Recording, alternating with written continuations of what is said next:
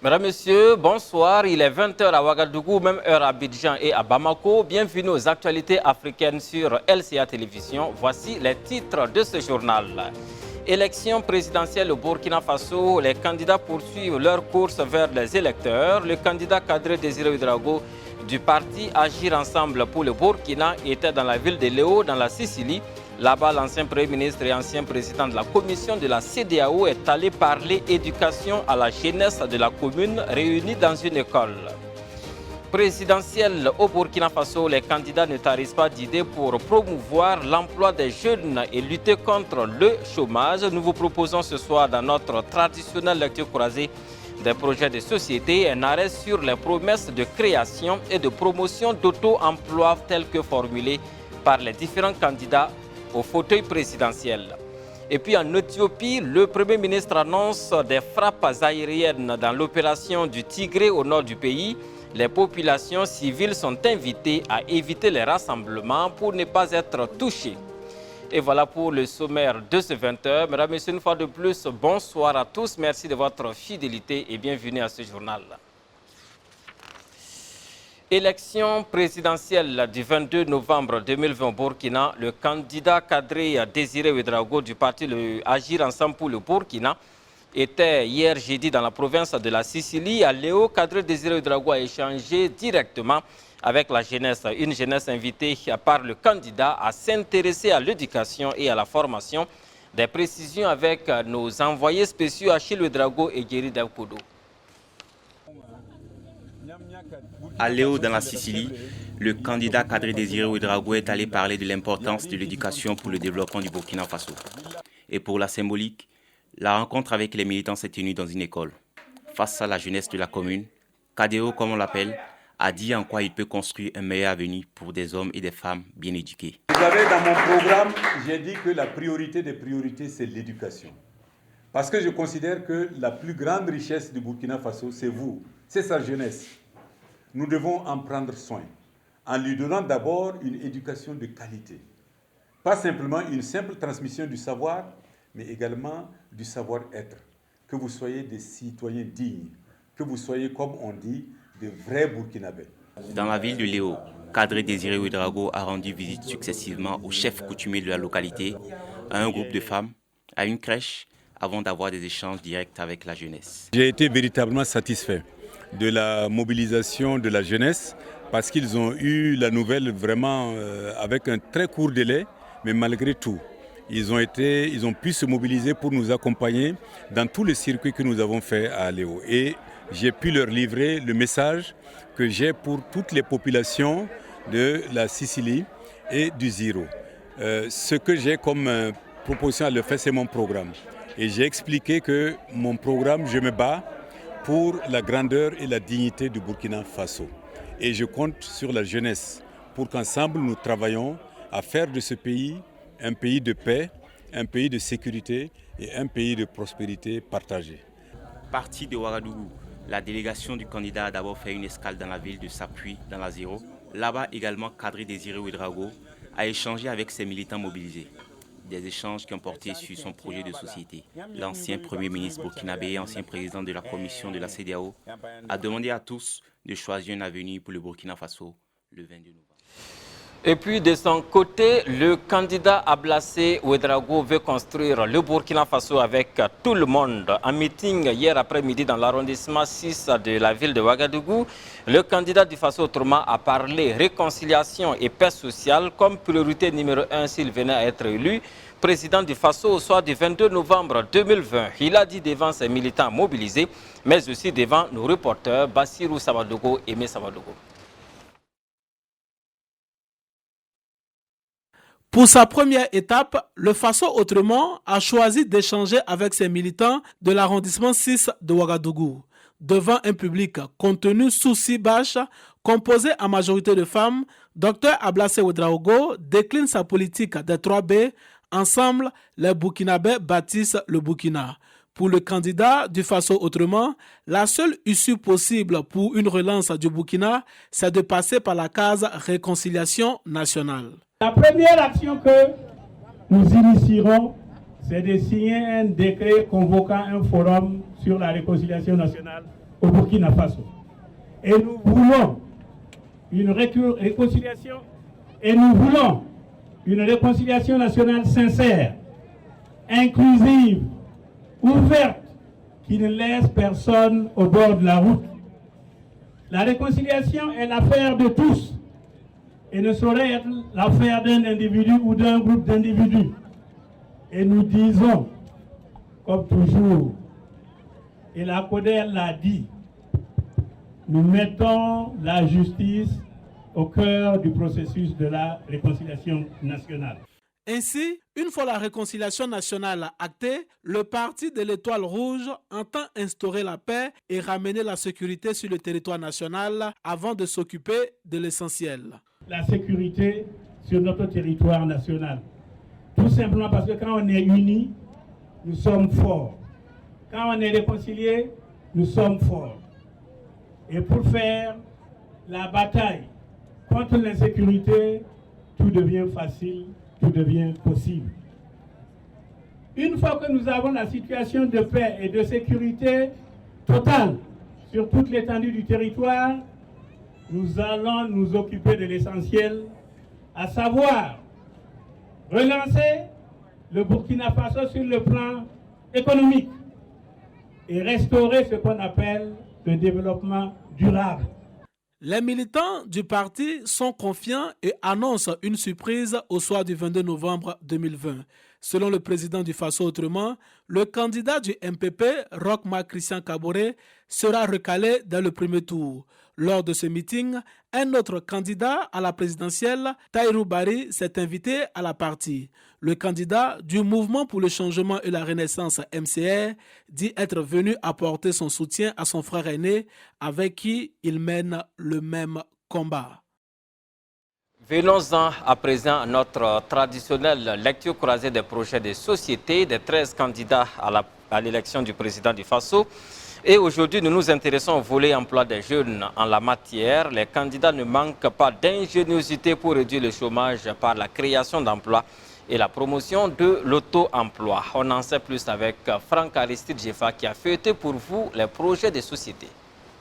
L'unique femme parmi les 12 autres candidats à l'élection présidentielle du 22 novembre prochain entend offrir à tout jeune burkinabé, diplômé ou non, une chance d'accéder à un métier qui lui assure un auto-emploi ou un emploi décent. La candidate du MBR, le Mouvement pour la Renaissance du Burkina, veut créer pour ce faire dans chaque région du pays des instituts de formation professionnelle et technologique. Elle veut aussi créer dans chaque commune des centres de métiers qui permettront à chaque jeune diplômé ou non d'apprendre un métier. Yeli Monikam veut enfin décerner annuellement des prix des meilleurs apprentis si elle est élue au soir du 22 novembre prochain. Le candidat du MCR, Tahirou Barry, lui veut créer 500 000 emplois à raison de 100 000 emplois chaque année s'il était élu. Tahirou Barry veut aussi mettre en place un fonds de financement de 100 milliards de francs chaque année pour le financement des projets innovants et structurants des jeunes. De son côté, l'actuel chef des files de l'opposition et candidat de l'UPC, Zéphirin Diabré, veut lancer une révolution industrielle pour offrir des emplois durables aux jeunes. Pour Zéphirin Diabré, il s'agit d'avoir des bases institutionnelles et technologiques d'une industrialisation rapide et performante. L'ancien président de la commission de la CEDEAO, Kadri Désiré Ouedraogo, candidat du mouvement Agir Ensemble, entend lui offrir aux jeunes burkinabés son aide à travers des initiatives ponctuelles et structurelles afin de renforcer leur employabilité, mais aussi leur capacité d'auto-emploi. L'ancien premier ministre sous la transition, Yacouba Isaac Zida, veut pour sa part réduire le taux de chômage chez les jeunes à travers l'encouragement d'un traitement discriminatoire positif des personnes souffrant d'un handicap dans le cadre de leur recherche d'emploi. L'encouragement et le financement des initiatives initiatives personnelles en vue de la promotion de l'entrepreneuriat chez les jeunes, selon le candidat du MPS. Le candidat de l'ancien parti au pouvoir, le Congrès pour la démocratie et le progrès CDP, Edi Constance Wen Venem Komboego, promet de faire de la question de l'emploi son cheval de bataille. Sur la question, il entend proposer aux jeunes des formations sur des métiers de l'avenir, notamment des TIC et de l'économie verte. Quant au président sortant, il veut gagner le pari de l'emploi et renforcer les moyens et les mécanismes visant l'accroissement du rythme de création d'emplois. Rochma Christian Kaboré a pour ambition de créer au moins 600 000 emplois grâce à l'apport du privé pour le prochain quinquennat. Pour cela, le candidat du MPP, le Mouvement du Peuple pour le Progrès, veut mettre en place un programme cohérent qui concilie l'obligation d'assurer un rythme soutenu de création d'emplois avec les impératifs de la rentabilité et de compétitivité. Seuil de la Maison-Blanche ayant pris la tête de la course dans l'État clé de la Pennsylvanie, mais Donald Trump semble déterminé à contester le verdict des urnes alors que des voix s'élèvent, même dans le camp républicain, pour condamner la dangereuse stratégie de désinformation du président américain. Le décompte des voix se poursuit, la sérénité s'installe dans le camp des démocrates. Joe Biden qui a pris un net avantage avec 264 grands électeurs contre 214 pour Donald Trump. De son côté, le président sortant sur une pente raide insiste pour dire que sa victoire lui a été volée. Le suspense est à son comble. En République démocratique du Congo, l'ancien gouverneur de Katanga, Moïse Katumbi, est arrivé ce vendredi à l'aéroport de Kinshasa, et cela après 5 années passées loin de la capitale congolaise. Il doit être reçu ce samedi par Félix Tshisekedi dans le cadre des consultations nationales entamées lundi. Il s'agit pour le président de trouver le moyen de se défaire de l'influence de son prédécesseur Joseph Kabila dans un contexte de crise politique au sein de la coalition Cash-FCC au pouvoir. Les partisans de Moïse Katumbi et les militants d'autres partis ont bravé la pluie pour l'accueillir à sa descente d'avion à l'aéroport de Kinshasa ce vendredi. Retour au Burkina et c'est pour parler migration. 4 organisations de la société civile actives en matière de migration ont décidé de parler d'une même voix. Elles ont conçu un plaidoyer en direction des 13 candidats à l'élection du président du Faso du 22 novembre 2020, les incitant à se pencher sur le phénomène de la migration ainsi que ses conséquences au Burkina. À ce sujet, je vous propose d'entendre Noufou Ouedraogo. Il est le président de l'Association de recherche de solutions et d'informations pour les migrations dans le monde. Il a été interrogé par Bassirou Samadogo et Pascaline Palme. Écoutez-le. La migration fait partie intégrante, j'allais dire, d'un certain nombre des acteurs au niveau de ces organisations de la société civile, notamment ma structure, puisque moi je suis un migrant, un ancien migrant de retour. Et je suis né au sein de la diaspora, notamment en Côte d'Ivoire. Et également, nous avons des chercheurs sur les questions de la migration burkinabé. Donc c'est dans ce cadre-là que nous trouvons très opportun d'aller auprès, j'allais dire, des candidats à la magistrature suprême qui s'est déjà annoncé, j'allais dire, pour qu'ils puissent prendre dans leur projet de société cette question de migration qui est pour nous un facteur de développement si la gestion est bien faite. Proposons ce que nous demandons à ces différents candidats-là, c'est de réfléchir sur, j'allais dire, 4 points dans leur projet de société en lien avec les migrations des Burkinabés, notamment les migrations. C'est-à-dire que les potentiels candidats à la migration, et autour de cela, il y a la migration. La migration, elle est d'abord même interne, avant d'être externe, et voire même internationale.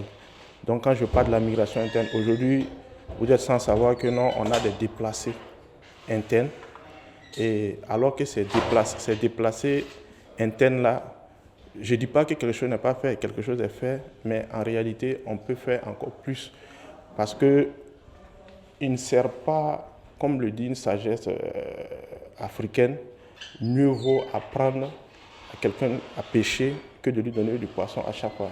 On a remarqué que les déplacés internes au Burkina Faso, on les assiste rien qu'avec des sacs de riz et autres, alors qu'on peut travailler à les responsabiliser.